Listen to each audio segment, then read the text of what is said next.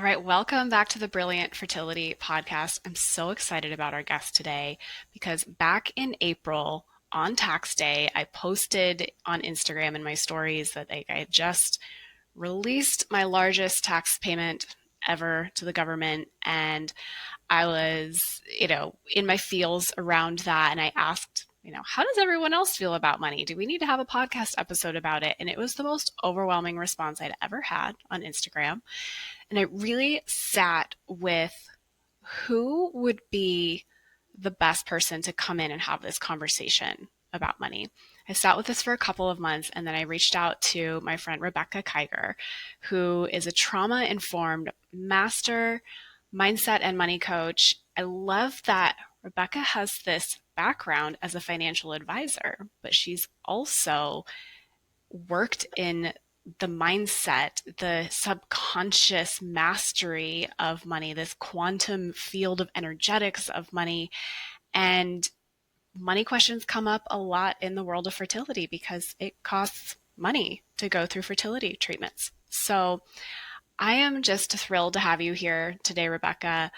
I would love to know what initially brought you into the world of working with money. If you could just give us a little background. Well, thank you so much for having me here, Katie. It's such a pleasure. And we've gotten to know each other over the last few months too, which has just been amazing. So I'm super, super excited for this conversation as well. So there's a lot. That's kind of a loaded question. I've been in the world of finance for 20 years, it's actually 19, going on 20. And I started in this industry when I was very young, and I've gotten to see why people are wealthy versus why they're not. I've been like a student of the psychology around money and human behavior for a long time. And even if we back up beyond that, I grew up below the poverty line. My mom was a single mom with 7 kids. So we didn't have any money. There were no conversations around money back then. And so one of the things that I realized probably about a decade ago or so is, okay, the difference between the haves and the have-nots, if you will, is not what strategy they're taking, how hard they're working, if they're grinding, they're hustling, what kind of job they have. It really all boils down to their relationship towards money, how they believe money to operate in their lives. And so once I realized that, I just went down this rabbit hole of studying this and seeing what the research says about it. And it all confirmed exactly that, which is we all have a relationship towards money. And depending on how we were raised, depending on our programs and the things that we were taught about money, that's going to determine our financial situation 10 times out of 10. And so that's really what I help women to do, is to heal that relationship so that they can have the relationship towards money and the financial reality that they actually desire, not the one that was given to them through their parents, caregivers, or society. Oh, that is so powerful. And I relate to you so much in you know, like I was raised by a single mother. There were the, first probably 4 or 5 years of my life when we had enough to put food on the table. Like there was never any question about are we going to be housed? Are we going to have food? But there wasn't extra. There wasn't abundance. Like my mom's Mhm. car was like this jankety, no air conditioning. Like it got from point A to point B. Yeah. Super grateful for all of that. And then we had a couple of years of having the experience of having more abundance as she was able to get through grad school. Still to this day have no idea how she did that as a single parent while working. It all boggles my mind. And there were a few years when we're like, oh, things were comfortable. And then we made the decision to have me go to private school. The public school that I was in was just not a good fit for me, my personality. And we made the decision to switch schools. And then all of a sudden, we were thrown into this very interesting situation where, I was the poor kid in a private Mm, school, having yeah. been the rich kid in a public school. But it's also relative, right? Yeah. It's all very much that relationship to money. And yet money was never really talked about. And I see this experience a lot, and it's uncomfortable for people to talk about money. And if it's uncomfortable for us to talk about money, then what's happening behind the scenes? What happens when you open your bank account? What is the experience that you're having in your thoughts, in your body, when you actually like sit with, here's what's here, here's what I have to pay for. So where do you even begin to like understand the relationship to money that someone has? It's a great question, and I like to personify it because I think this helps people to see how they're showing up around money. So let's say that money were an actual person, because everything is energy. So if we think about energy, I mean, money is simply an energy. It's a tool that we can use, and you have a relationship with it just like you would have a relationship with another human. You just can't see it. And so if you think about money as an actual relationship in your life, this is it's kind of a confronting question. But when I was asked this for the first time, I was like, oh, okay, I got to think about that. If money were a true relationship in your life and we operate under that assumption, what would money say about being in a relationship with you? And that really stuck with me for a while because I'm like, ugh, I don't know. I don't know how money would speak. It would probably be saying I avoid it a lot. I'm mean to it. I'm, not very kind. And so if I think about it like a relationship with my husband, if every time my husband walks in the door, I'm like, where are you going? Don't leave. You're not here enough. I can't, I can't be without you. And we have this kind of grasping or anxious energy around that relationship. It's like, how often is he going to want to be in my life? Or maybe even the contrary of that. If every time he comes in the door, I'm like, I can't deal with you. You're so freaking stressful. I don't even want to look at you. I don't want to look in your direction. It's like, okay, well, again, how much time and how great of a relationship are we going to have? And yet this is the way that we show up around money, because there's a lot of conditioning and programming that tells us that, money is hard. Money is stressful. I was born in a religious household, so I was told that money is the root of all evil and it's not good and it's going to change you and make you bad and all of these things. So we've got all this kind of conditioning and programming, and then we show up towards money in that way and we wonder why it doesn't want to stick around. These are all signals as to why. So really just kind of looking at, how are you showing up around money? How much trust do you have in money? So my husband and I have a great relationship. So when he leaves, I know he's going to come back. I know that he's being honest. I know that he's here as a partner, as a, in this true kind of companionship and true partnership that we have. So it's really about letting go of all of the baggage or the things that we've picked up on that are not allowing us to have that same kind of relationship with money, so that we can really show up in a true partnership, knowing that money actually wants to support you and wants to be in your life just as much as you want it to be there. You've just been taught to repel it, or, taught to show up in these ways that are not actually serving you around it. Absolutely. And that's been my experience too. I also want to honor that there may be some people out there listening to this, feeling confronted, feeling triggered, feeling like that's bullshit.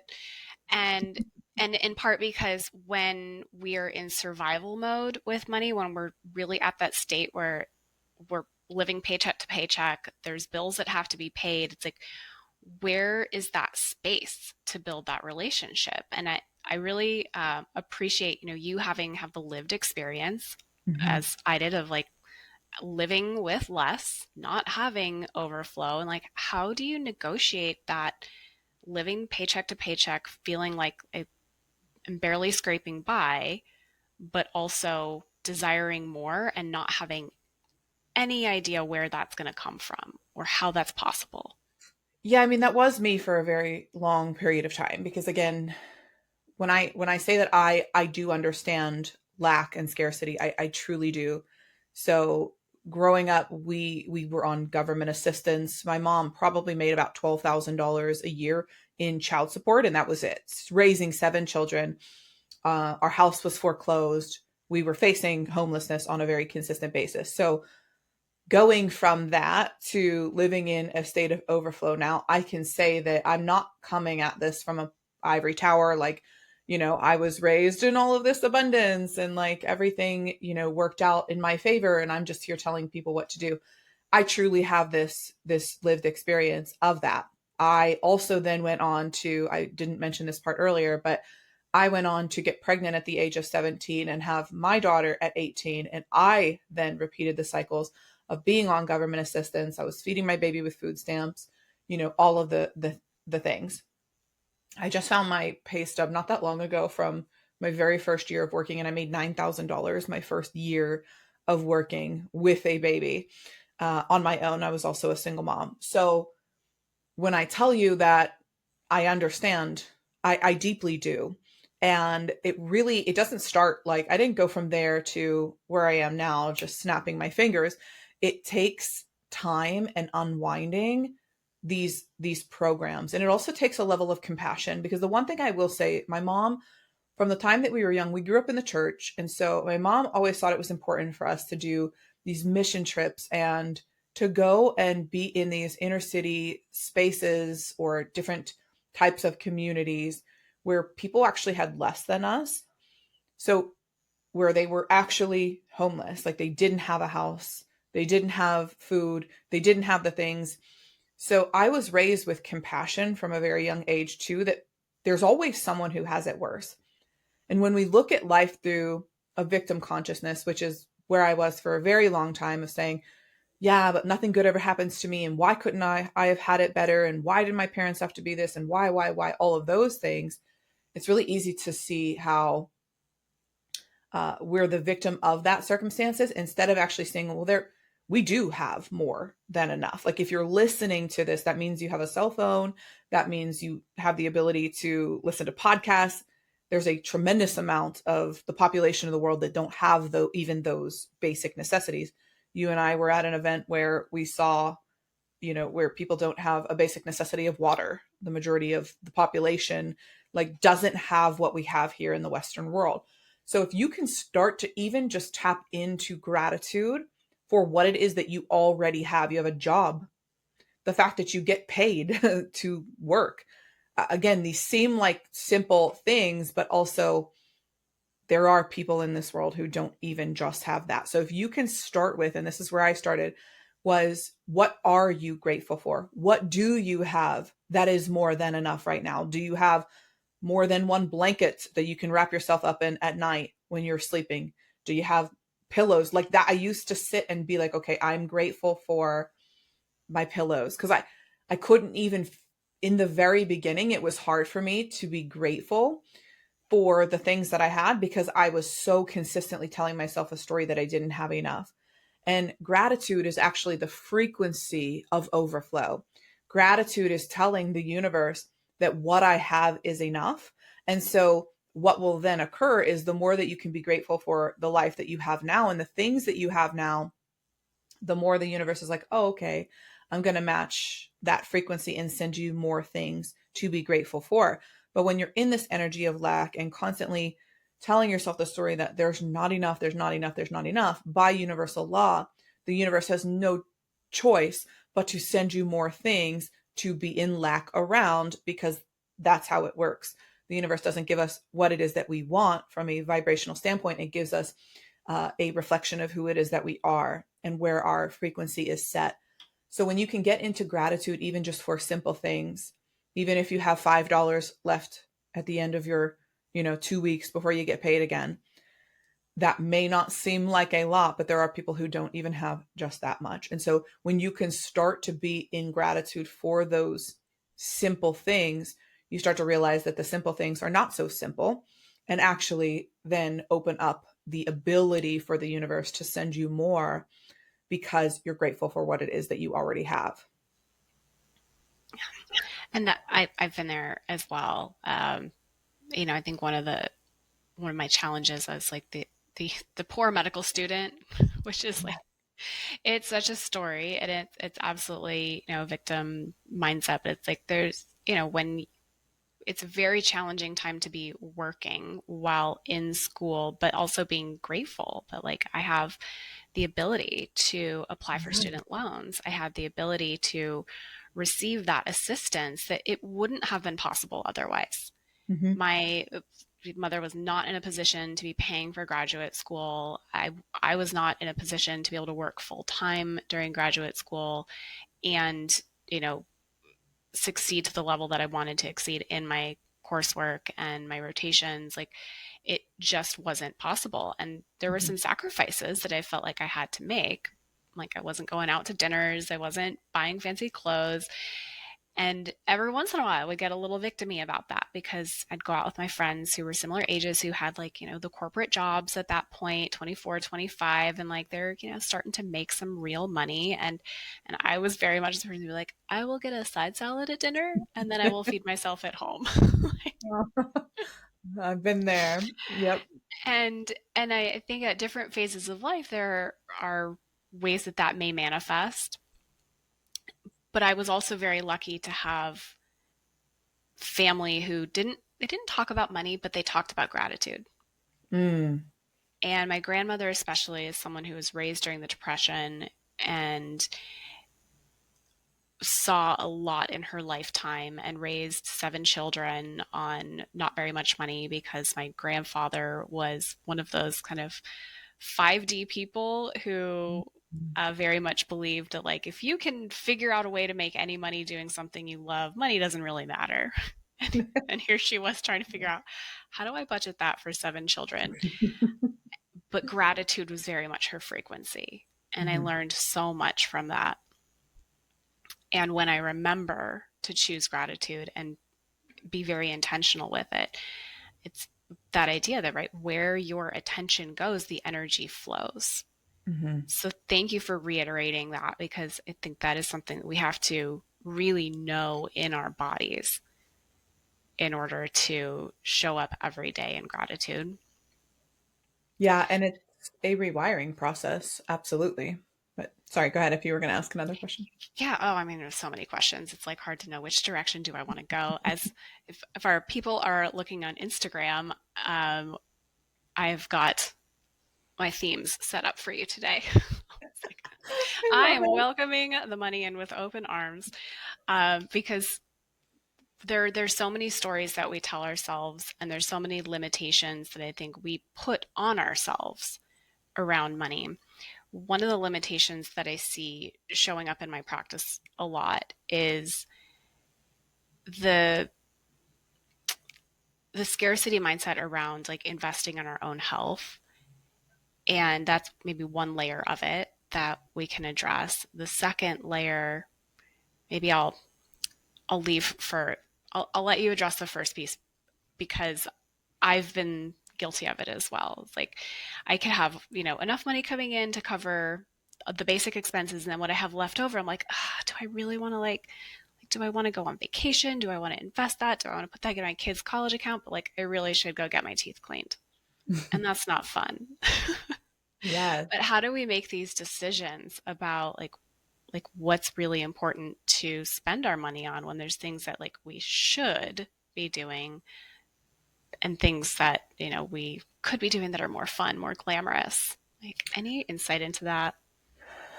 Yeah, I think that this is really about just being able to tap into your own intuitive gifting because I don't think that's a one size fits all approach, meaning it's not like you always have to invest like a period of time you do nothing but invest in your health or you do nothing but go on vacation. I think that it's more so just what feels good for you. Where are you being pulled to invest your money now? If it's health wise, that is truly an investment because you're always going to receive that back through vitality or, again, like life force energy health. So I believe that when you do prioritize you, you are the best investment that you could ever make because no one can ever take that away from you. And that's really important to understand. Now, also, I really like to have systems of putting money aside for things. So I like to do things like pay yourself first kind of vibe, because when you do things systematically and you put money aside, even if it's $50 a month into a travel fund, or, $50 a month into a health fund, both of those things are also, that's kind of how I like to do things, just the way my brain works. And it works out well because you don't have to choose between. It's kind of like, I've always got a little bit. It doesn't have to be 50. If that's too much, it's like, what can you set aside to put towards your health or to put towards things? But I really feel like it's an intuitive led decision, but a lot of times we don't make decisions through our intuition. We make them from fear. And so that's what you really want to be careful about with this is if you're being pulled and called to invest in your health and you want there's something, because we only get one of these physical bodies. So this is very, very important to take care of our bodies. If you're being led and you know there's something that you need to invest in as it relates to your physical or mental health for that matter, then it's really, am I choosing not to do this from fear because I'm coming from lack and I don't think there's going to be more later on down the line? Then that's a decision that's coming from fear. And so the universe is going to reflect fear and more reasons to be afraid back to you versus, you know what, I'm going to make this decision. I'm going to jump and the parachute will appear, if you will. And I'm going to decide and declare that this is important to me. Taking care of my health is important to me. And then that opens up the door for more to come in to support you in that way. Because again, what you said, energy flows where attention goes. It's like, I'm putting my energy and focus, I'm putting my money where my mouth is. And I'm saying, this is important to me. And so then the universe can show up in a way to support you, because the way that you show that that's important to you is through your action and through taking the money, the energy, the time, and investing it in that thing. And that's actually how you declare to the universe, this is what I want. Because we do live in an action oriented existence where we do have to take that action. Thinking about things isn't really enough to show the universe what's actually important to us. It's through our action that we do that. Oh, we humans are so good at thinking and Yeah. overthinking and ruminating, and the actions, yeah, those can feel a little stickier. This reminds me of one of the questions that came through on Instagram. This is someone who has a salary. And so the question is like, well, yeah, there are these things that like, I know that it's important to invest in my health. I know that this could help me, but like, I am on a fixed salary. So like, and I have this set of bills to pay. So like, where is that supposed to come from? And, how would you address that as someone who has, one foot in the financial advising world and the rest of your whole being in the quantum energetics world of money? Yeah. So this is kind of what I call calling in miracle money, because it's possible to do, but you have to believe that it's possible to do. You have to believe that it's possible that you can make money from other sources other than just your job, or you have to believe that it's possible to get a higher paying job. Sometimes that means leaving the comfort of where you're at right now and going and taking a job elsewhere. There's people that I've worked with in the past where this has been their situation. They've been working jobs, and because we've started utilizing these practices, tapping into, okay, what if it were possible for me to make more money? What if it were possible for me to have money flow from known or unknown sources? Like, what if that were possible? And they've gotten jobs where they've doubled their income, because they opened up the energetic possibility for that to be the case. So I think sometimes even just the question itself, and I mean this with love, but can presuppose that we don't believe that it's possible to receive money from other ways. And that just simply isn't true. I have examples of that in my own life where I during COVID, as a matter of fact, was one of them, the very beginning of COVID, when everything was being shut down. I was doing a meditation and I was just claiming that nothing was going to change in my financial life. I didn't know. My husband was still working. Well, he still is working a full-time job. He's an electrician. And so he was kind of one of the last people to have things shut down for him, because some of people need electricity, right? It's essential. So I was doing this meditation and I just declared and I decided that even though he was likely going to get, laid off or whatever the case may be, that we were not going to suffer financially, that things were just going to stay status quo and everything was going to be fine. And I had a certain number of a energetic minimum that I was available for. And it was wild because a couple days late, like he walked in the door as I was doing this meditation. He's like, I'm sorry, babe. It's 11 o'clock in the morning. He's gotten laid off, and he's walking in, and I'm like, I'm still making the decision that nothing is going to change financially. We didn't have any evidence that that was going to be true. And then a couple days later, I got a notice from my tax accountant that we had overpaid. I got like $12,000 back for that. There was a bonus that hadn't come through from when I quit my corporate job 6 months before that, that came through for like $3,500 or whatever it was. So there were these kind of miracles that just came through. And that's just one occurrence of that happening. And that brought me to exactly where my energetic minimum was that month. And then it carried through in that same fashion for the remainder of the time that he was off. And so I think it's important to, number one, know that that is possible. Those kinds of things happen to me now all of the time. And so just opening yourself up to the fact that how are you kind of like pigeonholing the universe? Are you saying it can only come from this because, again, the universe can only respond to that frequency then? If that's all you believe to be true, then you're right. It's like the actually our mentor said this, and I love this quote, but he said, what if the job of the universe is just to say yes to whatever it is that you believe to be true? And so I often think about that, and I'm like, okay, if I'm saying things that are, the money can only come from this, the universe is like, yes, okay, because its job is to serve you and give you what it is that you want. And so believing that it's possible, believing that there's other ways, believing that you can receive money from known and unknown sources, believing that you can get paid more for your work, starting with the belief and the possibility that something else could exist. And then also from a strategic standpoint, starting to look at like, where are you leaking energy? If you have a certain salary and you want to invest in your health, but you're eating out to the tune of, $400 a month or whatever it is, like, are there places that you are actually physically in the interim while you're waiting for the additional money to come through and you're waiting on the universe to provide in that way? Are there tangibly physical things that you can do to make room for what it is that you want? Because every time that you spend money, you're voting with your dollar about what's important to you.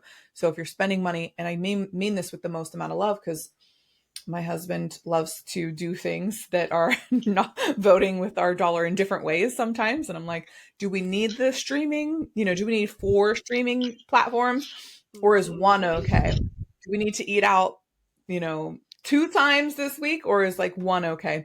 So I think it's important to just know, and no shame. It's just understanding that every time you spend money, you're voting with your dollar about the future that you want to create in your life, and you have full autonomy over that. That last sentence, we need to like highlight that. You guys go back, rewind, listen to that again. You have full autonomy. And what I'm hearing from that is like you get to decide what's important to you, Mm-hmm. but it also takes like sitting down and being very honest. Are you actually spending money in the Mm-hmm. way that aligns with your priorities and values? And if not, what are we going to do about it? And no shame, right? Like, I Mm-hmm. think shame is it's an emotion that happens, and we've got to be able to talk about things and let it go because it's not going to serve you in how you're showing up in any part of your life. I think there's such an overlap with what you described with like being able to stay open to the possibility of miracles. And like, hello, this is a fertility podcast. We are witnessing miracles every week in our program, and there are people who've been through this work with me. And there is such an overlap in the way that people approach what they believe to be true about money, what they believe to be true about their health, their fertility. And so for anyone who might have been listening to that whole segment going like, oh, what happened to her for her, but not for me. It's like, no, that is absolutely not the truth, right? Like no one wrote that in the sky as like, this is just the fact. It can happen for Rebekah because she's just gifted. And it's like, no, this is possible for everyone. So if you are hearing it, I want you to know, and I hope your subconscious is actually seeing this is possible for you too. And on the fertility side of things, this is a foundation of the work that I do, of course, is regulating your nervous system and clearing the limiting beliefs that we had. And yet still, when there is something that has a big dollar sign to it, people tend to get kind of spooked. So let's take the example of IVF, where an average IVF cycle in this country is like $20,000 or so these days. And it's not a guarantee, right? So people are getting told like IVF, number one, maybe your only option. Number two, it's going to cost you $20,000. And number three, there's no guarantee that this is actually going to work. Like, depending on your age, let's say someone is 35 years old, you've got about a 60% chance of this working. And most people need to do 2 to 3 rounds. And when people are trying to make this decision about, like, do I go into debt over this? Do I pull from my retirement? Do we refinance our house? Or do we not pursue one of our biggest dreams in life? Like, what would be the starting point for you unwinding that? Yeah. Uh, Ultimately, I believe that because the same kind of creation energy that you're utilizing to create life is actually the same creation energy that you're using to manifest money. And so that's something to consider is these are not separate when we're asking for miracles. We don't ask for miracles in one area and then not assume that they're going to happen in others. And so when we're talking about this concept of manifesting money, I love a process of really just number one. I'm gonna start with this first, and then I'll get to that question. But again, so much about what it is that we can manifest or bring into our life, it starts with our belief system. So I know that you work on that, regulating the nervous system, getting rid of any beliefs that you have that say that this can't occur. The same thing relates to money. It's getting yourself on board with the fact that even if it's just starting with what if it were possible for me to manifest this money, for this money to come in and for it to be perfect, the perfect way that it's supposed to. And I want to come back to the conversation around debt, like potentially financing this, because I really believe that after working with people and high net worth individuals for many years, I truly have a different thought process around debt. I believe that debt is something that most high net worth individuals actually use to leverage their assets. And the sort of middle class, if you will, has been taught to believe that debt is bad or wrong. And I believe there's a reason for this. And I think that it's to keep us afraid of taking risks like that, of taking chances, of going bigger and living bigger. Because truly, debt in a structured way, if you can afford to pay it back, is just a choice to pay something back over time. The shame and the guilt is placed upon us by the system. And I just don't. So, number one, if you feel like this is, let's go back to the intuition. If you believe in your heart of hearts that this is the route that you want to go, and working with someone like you, Katie, to support them in this process, and you feel like you're being called to make a specific investment in yourself, then I believe in a benevolent God. I believe in a benevolent universe where, I don't believe that the universe is going to bring you to something if it's not willing to bring you all the way through it. Like, I don't believe that we're going to get to this place and it's like, haha, fold you. Like, I just don't, that's not my experience with life. I believe that if you're called to do something, the means to go all the way through with it are going to show up. Part of that is my belief system now. And so how can you even start to open yourself up to the possibility of this can work and this can work out perfectly? And then sit with the options that you have. What are those options? And really tapping into, okay, how does this feel in my body? Would it feel completely contracting? And would I be like, freaking out month by month if I did finance this? Then maybe that's not the right option for you. But if you go to, okay, well, I've got retirement assets and this is what I really want, and I feel led to do this, and taking it from your retirement assets is an option for you, and that feels good for you, that's where you want to tap into that intuitive decision making. It's like, what is the thing that's going to make you feel good about it? And then also, is there a way that you can start to open yourself up to the possibility that this could occur? It could fall out of the sky, it could be miracle money. You could receive money from an inheritance. I mean, I've seen that happen in my own life, and then in others' lives where it's like they working on releasing these energetic blocks opens up the ability to have money come through. But the universe will only send it through the path of least resistance. So if you have a lot of resistance around money, that's of course the work that I do with people. But it really is like opening yourself up to, what if this could work out? If I'm being led to do this, how can I do it in a way that's going to make me feel good, that I'm not going to be sitting there even more stressed out? Because I know that, especially as it relates to fertility, you don't want all of that additional stress. So what's a way that you can do it that feels best for your mind, your body, and your spirit? And that's how I choose to navigate those kinds of larger purchases and decisions. And I've never been left on my ass where the universe is like, you know, I'm not going to, like, you will see the result of what it is that either you want or the lesson that you need in life. I believe that wholeheartedly. That is exactly what was coming to mind for me, is like you're either going to get the result you want or the lessons that you needed.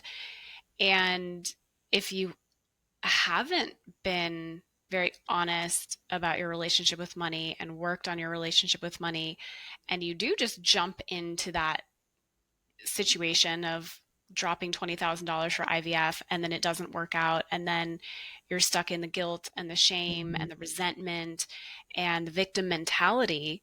It's like, okay, well, there's still a lot of learning to do there. There is some unwinding to do. I am very much more in the camp of like, ooh, you're triggered? Great. We have an opportunity. Like, Yeah. Yeah. and that's, I want to say, like, it's not comfortable. Like, I remember the first time that I started working on money stuff, and it really had to do with this building, which I think probably everyone is sick of me hearing about at this moment, but maybe that's just me projecting. But it started with the what is possible, because based on the numbers that were in my bank account, based on the experience that I had with money at the moment that my husband and I first thought about this possibility, the first thing my brain did was shut it down. It was like, that's not possible. Like, Mm. one, you haven't made enough money yet. No, like, no bank is going to approve you for that loan. Like, you're not a serious business person. Like, there were so Mm. many stories that started coming up that I was like, oh, this is interesting.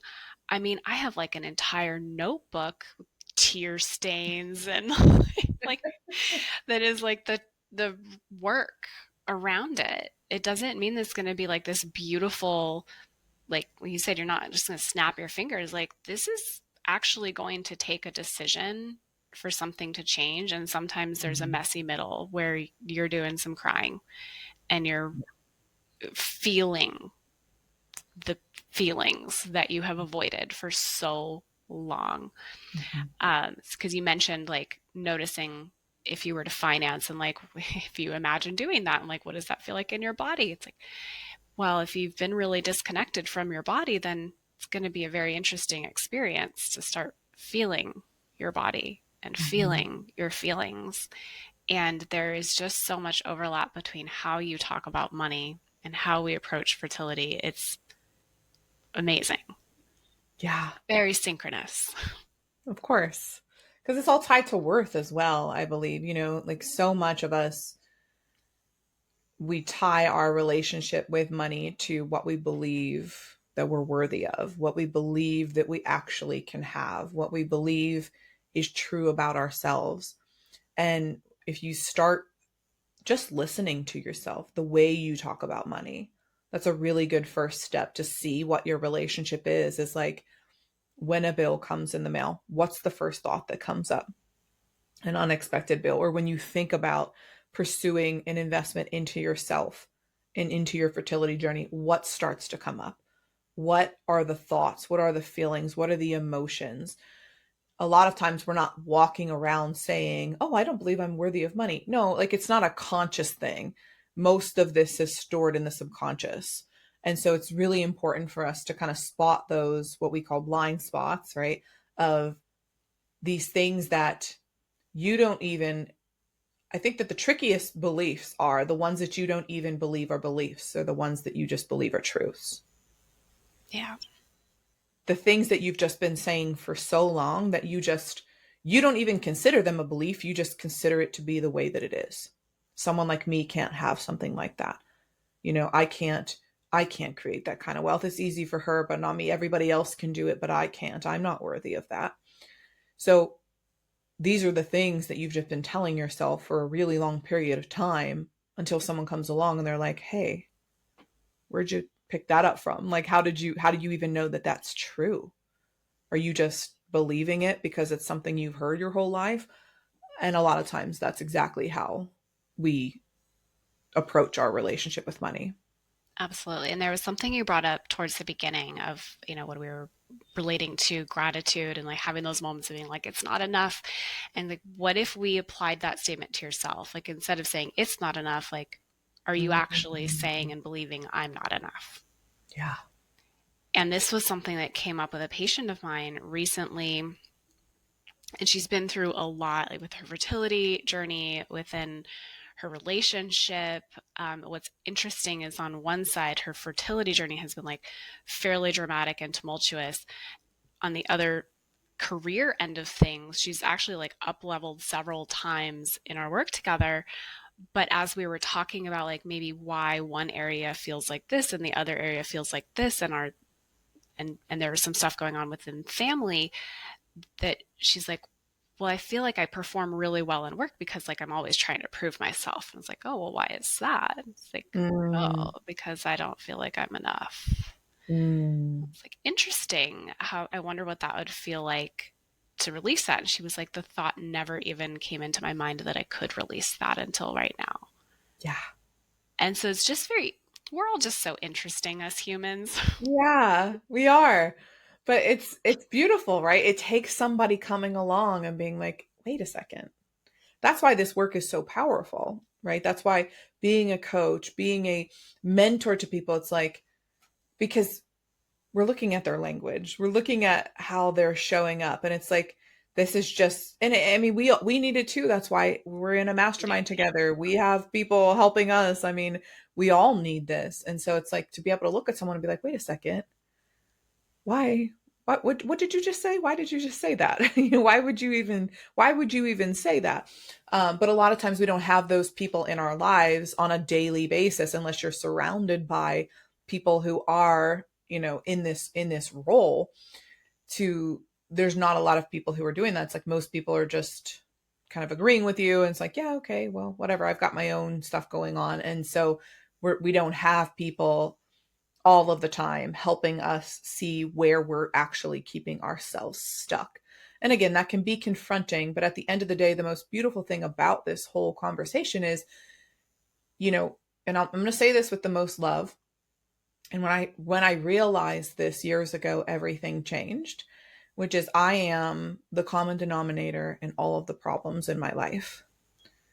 And when I realized that, I also realized that I am also the common denominator in all of the potential solutions.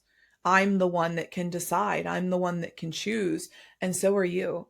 And so it's like being able to just recognize that you do have autonomy. You do have power. You do have say in how your life goes, regardless of if someone told you you do or not. And if you don't believe that, then again, start to unravel, like, where's that thought process coming from? If you're hearing yourself saying things like, yeah, that's not true, or that's not possible, or I couldn't manifest miracle money like that. Why do you think that is? Start to question this. Whose thoughts are these? Whose beliefs are these? Whose voice is this? Where did this come from? There is no, like you said, there's no pie, there's no chalkboard in the sky. I don't believe that you came out of your mother's womb and when you came out, God stamped you on the forehead and was like, this one's going to be poor. This one's never going to be able to make more than $5,000 a month, or like whatever. Like, it just doesn't make any sense. It's silly. It's like, where did you pick all of those things up? And we all pick them up somewhere along the way, most of the time in our programming years. From the time that we're born till about the age of 7 is when we really adopt a lot of these beliefs. And then we just walk out, the rest of our lives as though those are truths, when actually they're just things that we've been telling ourselves for a long period of time. Yeah. And it's wild because we really truly are walking around mostly unconsciously with what 90 to 99% of how we act, our habits, our actions, our beliefs are all unconscious. And Mm-hmm. yet we're doing things without thinking about where it came from. And I'll say, just to, really help highlight this for people, like, if we are just trying to solve all of our own problems, we're only going to get so far because we can't see our own blind spots. Mm-hmm. Yeah. And like when I, say something to someone and they're able to hear it in their belief system and go, that's an interesting way that you said that. Is that really true? It's like, it's just so different being able to have a mirror put in front of you and have that support. Now, that's not to say that none of this can be DIY'd, but I have benefited so much by surrounding myself with people who can support me. I would not be here where I am today had I not asked for help, had I not raised my hand and said, like, I'm willing to grow and I want someone to give me feedback and construction. And it's just, what's your opinion about like trying to DIY this work? I think that you can get so far with it, but like you said, it's not really possible because we can't see ourselves. That's why mirrors exist. If you think about it, like, you cannot fully, it's a perfect example. I cannot see myself fully unless I'm looking in a mirror, because we're not able to. So other people can point those things out that we're not able to see, and other people can be those mirrors for us. And so we all have blind spots. I mean, I used to think that I knew everything. I was very averse to this. I didn't want to have people giving me constructive criticism. I thought I knew everything. That was an ego protection mechanism back then. But there, when I went to my very first personal development event, they talked about this concept of, there's things that you know, which is like a small little, he had like this big circle drawn out. And he's like, okay, in this little dot right here, these are things that you know that you know. And then there's things that you know that you don't know. And then there's everything else. There's things that you don't even know that you don't even know. And if you think about it, like, we don't know everything. There's so much that we don't even know that we don't even know. Think about all the things that you're And it's learning like on the a more daily you know, the basis. more you know you don't know. Yes, exactly. It's like, oh my gosh, So if you can be open to, that's where I believe like the quantum exists. That's where I believe the miracles exist. That's where I believe the things exist that are really going to be transformative for us, is when you open your mind to, okay, what if I could be a student in this? What if I didn't know everything? What if someone else were able to support me in a process or a way of being or a frequency, or whatever it is that you're wanting to tap into? What if someone else were able to know and were able to guide me? And it's confronting. Again, I didn't want to look in the mirror at myself and all of my shit back then. I didn't want to do that. I wasn't like in love with this. I think sometimes my higher self like dragged me here, because it's like, you have a big purpose and mission on your life. You got to work through some of your stuff first, my love. And I was like, no, I don't want to.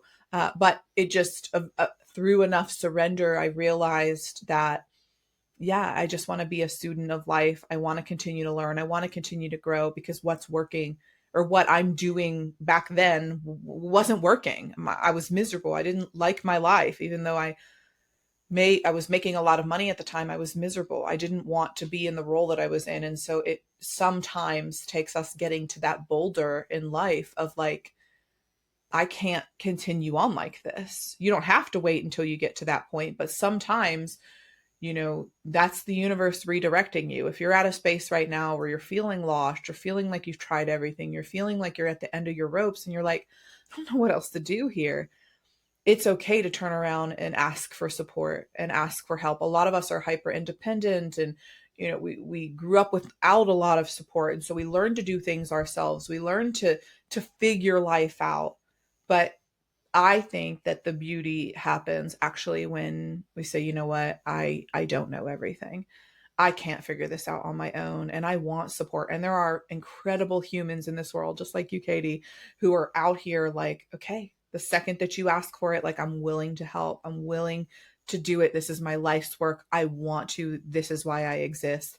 And when you find people like that, it's like, it's so beautiful because we're changing, lives. We're changing the trajectories of lives because of the work that we're doing. And so it's just knowing that this is a safe space. It's okay to ask for support. It's okay to ask for help when you need it, because at the end of the day, I just don't think that as humans we're supposed to do this all alone. I agree wholeheartedly. And you highlighted something there briefly around something we haven't touched on yet, and I think is also really important, is that it is also entirely possible to have a lot of money coming in, have an Mm. overflow of wealth and abundance, but still be miserable. Hmm. And we've touched more on like the, well, what if you're more in the like, I'm just surviving and how do I like actually call in more and find these miracles? But what about that energy of like having enough, having more than enough, but it's still not actually like being enough for your soul? Yeah, I've experienced both. And then I found myself in the middle where, now I get to do what I love for a living, and I feel like that's where we're all seeking to get. But to answer your question, for many years I watched people who had more money than I could even fathom at the time um struggle with severe mental health issues. There were families that we would work with who, like, three of the daughters committed suicide. They were the wealthiest family, like, at our bank at the time, and every one of them, like, committed, suicide. I watched these things from a very intimate place of people who had all the things that society tells us to accumulate, and they were miserable. They were not happy. They were sick. Again, going back to health, there was one gentleman that I think he was our largest depositor at the bank at the time. I want to say that this was actually like our largest client, and he was suffering with his health. And so, like, it was a struggle for him to get out of bed to walk to the bathroom every single day. And he was just like, I just wish that, like, God would just take me. And I mean, this guy had $2.5 million in a checking account that went dormant because he hadn't touched it in so long. He forgot that the $2.5 million was there. So think about how much money that means that he had. But he couldn't walk from his bed to the bathroom. And he wasn't that old. He just had like degenerative health conditions. So I've seen it all. And I realized a long time ago that money wasn't the answer, but I had to learn that for myself, which a lot of times we do. I grinded, I hustled, I did all of the things. And about a decade into my financial advising career, I was making more money than I had ever made. I had just hit, I remember distinctly hitting a bonus where I had made almost six figures in a month, which, like, at the time, I mean, I couldn't even consider making six figures in a year, years and years ago. And so I had just made this. And I remember signing one of my biggest deals, and I was so overwhelmed and so exhausted that I called my husband, and I am just bawling on the way home. And I'm like, he's like, I thought you would be happy. You just signed this. And I'm like, I hate my job. I hate my life right now. I hate it all. I will give it all up. Like, I hate this with a burning passion. And you couldn't have paid me enough money to stay there, because there was so much stress and pressure and anxiety. And the financial world is a very male dominated industry. It's not for, it's not set up to have women succeed. And so there was a lot of pressure there. And I just remember thinking in that day, there has to be a better way. I can't do this. And so I've experienced nothing and I've experienced a lot. And that's really where my transition came into really being a financial coach and a money coach and a money mentor, is realizing that I have this background, I have this understanding, I have this real 3D masculine kind of structured way of understanding money. But that's not the only thing. That's not the only equation. And I wanted to impact people more than just telling them where to invest their money, because I knew there was a deeper root cause as to why every time they would save a certain amount, they would find a way to spend it all, or an emergency would come up. Like, I knew what was happening and I just couldn't keep quiet anymore. And being in the corporate world, you can't really talk about quantum physics when you're sitting down with somebody You're to, like, so how's your self-worth? yeah. Like, your nervous system is a little bit, out of whack right now. We got to do some regulation. That doesn't go over very well. So I knew I had to create my own path here. And I'm so grateful you did, because I hope if we even touch one listener who can go, okay, I've been thinking about this in a way that's not serving the vision that I have for my life and the values that are important to me, then like we have done our jobs. Where I feel like I would love to close some loose ends, and I mean I could just like talk to you all afternoon, because Same. I really have loved getting to know you, but also like this conversation is just, it's all encompassing. Like this can change every part of your life. Mhm. Is just this idea that, and I know you and I have talked about this a little bit too, is like that money is just a tool, right? And for Mhm. those of us who like I'm not actually driven by money. Like Yeah. it's very hard for me.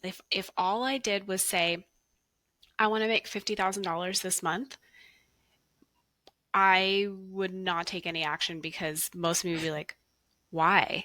Mhm. Like, who fucking cares? Yeah. Like, it's more about like, what can I do with that? Yeah. Who can I help with that? Mhm. What does it represent? What value does that actually represent in my life? And if I can go, ooh, okay, well, I can use this much to send to this charity that I've really wanted to support more, then like that's a different goal, right? Mhm. And so I think maybe like for me, being able to look at the value as like, what can I do, for what purpose, who can I help with, that has been so much different than just looking at like, oh, here are dollar signs, here's what I'm making it mean about myself, that I have this much debt, here's, like that all is like I could give two shits about. Mhm. But that also sometimes makes it hard to operate in the 3D world. Yeah. It does. And you and I talked about this at our last event. It's like, there does come a point where, yeah, when your needs are met, when things are where they need to be in your life, money is less of a driver. Money used to be my only driver. So it was really, because I was in survival mode. I had a baby to raise. Like, I was like, that's why I got, I climbed the corporate ladder in the ranks like very quickly. And I was like, if I just can work harder and I can make more money, I'm going to do it because I need money. My baby needs to eat. And it got to a point where now that I'm living this, I call it soul powered life, which is the name of my podcast, but shameless plug there. But like, it's really about living this soul powered existence. It's like money becomes less of a driver because, like you said, it's like, it's a tool. So the way that I reconcile this, which you and I have talked about, which I love, is what if we started to look at taking money back into the hands of those of us who are going to use it for good and make choices around how we want to spend our time, what businesses that we want to invest in, what kind of conscious businesses that we want to invest in, where we want to travel, what we want to do, how do we want to impact the world, what kind of charities we want to give with. I believe that that in and of itself is an act of rebellion against this system that is dissolving before our very eyes, which is my favorite thing about this work. And I've kind of I've kind of been reinvigorated around this like mission and purpose of what I'm supposed to actually do here, because we all sit here and complain about these powers to be, and I don't even want to call them the elites anymore. My friend was calling them the deletes, because they're losing their power, right? Like, this is no longer like, the gig is up. We all know what's going on, and none of us are blind to any of this. So what if we decided that, hey, your system requires us to work through money, your system requires us to do it in this way, so let's go ahead and take our power back by accumulating more of it. Let's bring the power back, so that no matter what they do, no matter how much inflation goes up, no matter how much things change or whatever the hell they're doing behind the scenes, we can still have our power. Because when you're so focused around money and you are in that survival mode, it's like Maslow's hierarchy of needs, right? You're like so kind of tunnel vision. I remember being here. It's like the only thing I was ever focused on was making more money. And I can't see anything else that's going on when I'm looking down like this. But when I have more than enough, it's like I can finally breathe and be like, oh, okay, how can I help others? What can I do that would make an impact in the world? How do people need to be served? What kind of, things can I contribute to, or businesses do I want to support? I don't just go to the sales rack anymore. I buy clothes consciously based on who it is that I want to support. I buy from small businesses, and I invest in things that I actually want to, not because I can only afford the cheapest thing anymore. So that's really, I believe, what this whole kind of mission is about, is what better way to take our power back than to bring money back into the hands of those of us who are going to use it for good. I just can't see any better way of doing that. And it's an act of rebellion in and of itself. And I love that for us. And it's such a fuck yes for me. It's like Do it. but it is, and mm, I talk so much about taking power back, and I remember one of the first times I had that conversation with a patient who she was kind of like I could see that there was a discomfort, and I was like, what's coming up for you about it? She's like, when I think about power, I think about this like toxic masculinity, Yeah. patriarchal power. And I was like, oh, great. Tell me Yeah. more. And what you just described is like, yeah, okay, we are in a very interesting time in history. I Mm-hmm. have questioned why my soul decided that this was the Same. time to be here. Same. Big old WTF. And this is absolutely a part of it, is like, how do we call our power back here? Because so much of like the exhaustion, even the fertility struggles that people are questioning, Yes. like, I think I want this, but do I want to bring a child into this world right now? Yep. Do I want to do that when the economy is contracting? It's like, regardless of this, what we are currently experiencing, I do also very much believe that like we're seeing a dismantling, Yeah. and we are seeing the powers that be really grasping to Yes. hold it all together, and like it's looking really ugly right now, in part Getting because desperate. it's getting desperate. And like they see that like, oh, Mhm. we there's really no way to avoid Yes. the uprising of women Mm-mm. who are standing in their power and voting with their dollar. Mhm. And thank you for being a part of that mission. Thank you. Oh, it feels so good. And it's like, yeah, I'm just like, yes, yes, yes. Because can I share something that's kind of woo? I think we can Yes. go there. Okay, okay, let's go there. So I was meditating, and I may have shared this with you. I think I did at the mastermind event. But I was meditating, and I was connecting with the energy of money. And I was like, okay, what am I supposed to be doing here? Because I had kind of lost a little bit of my, when I got into a place where I had a lot of overflow, like you said, I wasn't driven by money anymore. And I really needed to sit with what's driving me here. Like, what is it that I'm doing this for? I really want to reconnect with that mission. And so I was sitting there, and I was connecting with my higher self, and then I was connecting with the energy of money. And I saw this vision of the energy of money in chains. like as a physical representation of the divine feminine, which is money is connected to our divine feminine. That's how we take our power back. But the energy of money itself was telling me in this visualization, this meditation, it doesn't want to be used in the same way that it's being used right now. Right now, it is in the hands of this dominant, like your client had mentioned, this power, that's what money is being used for right now. And the frequency and energy of money doesn't want to be used that way anymore as a whole. And so we need to, it's our obligation, it's our duty in order to realign and create this new paradigm on the earth.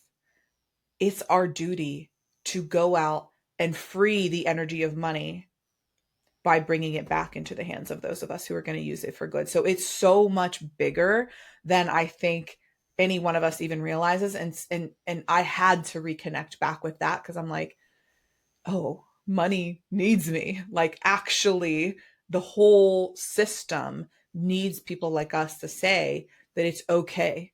It's okay to have more than enough. It's okay to take your power back. It's okay to live in overflow. You are not bad. You are not wrong. There's nothing. The system that told you that you're bad and wrong, that's the system that's broken. You are not bad. You are not wrong for wanting more. In fact, this is how we take our power back. And so I wanted to share that because I really feel like it's so much bigger than just having more money in your bank account. It truly is the way that we will usher in a new way of living for our children and our children's children. Oh my gosh. We have we have some interesting times ahead of us. Me too. Thank you for sharing that. I know we had talked about the just feeling like what is driving me anymore, but you hadn't told me about the meditation. Mm-hmm. And so many of the weird aha moments that I've had around money, or even realizing like who was meant to help me in a situation around money, have come from meditation. Mm-hmm. So I'm glad you mentioned it because but I think most of our listeners have like started to realize like she's going to go woo at some point, and they're maybe getting more comfortable with that. But I really just have to say, like, especially when you're like so up in your mind and ruminating and overthinking, it's like that is a signal to me that like slow down, take a beat, meditate. I don't know if you have any favorite meditations, um, but I am certainly happy to drop some in the show notes that I've loved. But please take this as a signal to meditate on whatever has been coming up for you around money. Yeah, I love a good guided meditation because especially if you're just starting, or you're not used to just being in silence and you're used to being like up in your head, which I 100% used to be. A guided meditation will help to do that. So there's many different ones. I have many in the program as well, but um I would say just start with something that's going to be a guided process that's going to help you to just calm your mind, because when I believe that in the mind, when we're operating from the mind and not the heart, that's where we can get ourselves stuck. Um, so I would say even starting with like some sort of guided meditation would be really helpful, and you can find them on YouTube. And if you have some to share as well, that would be awesome for listeners. That would be a really good place to start. Somebody guiding you so that you can kind of get out of your head and into your heart, um, in a way that is really supportive for you. I think that would be a good place to start. Yeah. And then if someone wanted to reach out and work with you, where can they find you? And tell us about your program. Absolutely. So I'm on all of the socials as Rise with Rebekah. So I hang out most on Instagram. If you want to shoot me a DM, I would be more than happy to chat with you, support you. And I also, if you are open to doing this, I have a free training that they can access as well, Yeah, we'll drop that in the show notes too. which is called the Expand into Overflow training. So it goes through essentially moving through an energetic block that you have around money. It's a process that I actually was given in a meditation again. And I believe that I'm supposed to teach this work to the world. So that's a really powerful and profound training that you can dive into. It is completely free for your listeners. And at the end of that training, I talk about my program. I talk about what it is that I'm doing. If anybody wants to continue along with that, of course, they can learn more about it in the training. But what I'm doing in the world is, again, just helping women to take their power back around money, to let go of the things that have been holding them back, so that they can actually step into that power and reclaim their own choice about how they want to live their lives, get the time freedom, get the travel freedom, and whatever it is that they want to create, whether that's living off grid or living in a mansion, right? And flying private. It doesn't really matter. It's all about bringing back the power and the choice into your hands, because I believe that's how we heal collectively and how we continue to help raise the vibration of the collective in general. Well, thank you for being a part of raising the collective vibration, and ultimately with the work that I do, like being a part of creating a better, safer world for our children to come into and live in. And that I believe that if women ran the world, which in part means us running our finances, that we will have a better, safer world. Yeah. So thank you for being a part of that, part of my mission too. I love that our missions have been brought together, and I so appreciate you coming onto the podcast and sharing all of your gifts with us. We'll make sure to drop the link to your Instagram as well as the workshop so that people can learn how to overflow into this abundance. And yes, any final words of wisdom for our listeners around money? Just know that what's coming through is just know that you're enough. There's nothing that you need to do. You don't need to become someone new. You don't have to learn all these strategies and tactics and things. It really is a decision. It really truly is a decision to know that I'm worthy of what I want. I'm already enough. And so how can I get more into that frequency? How can I show up more in that power? How can I show up more in the energy that it's already done? Because if you have a desire on your heart, I believe that it is for you. If you have the desire to conceive, you have the desire to start a business, you have the desire to have more money, that's because it's a breadcrumb from the universe. That is actually for you. And with the right tools, with the right frequency, with the right mentors, with the right guides, you can absolutely make that happen. And so just know that you are worthy of all the things that you desire. I receive that. I hope our listeners do as well. Again, thank you for being here. Thank you guys all for listening, and let us know what confronted you, what landed for you today. Send us DMs on Instagram. We love hearing about what comes up for you around this and supporting you through whatever the next steps may be. As always, if you would mind taking one little second out of your day to leave a rating for the podcast, leave a review on your favorite listening platform, it helps us get in front of more people who are part of changing the world for the better. And all of my gratitude for you.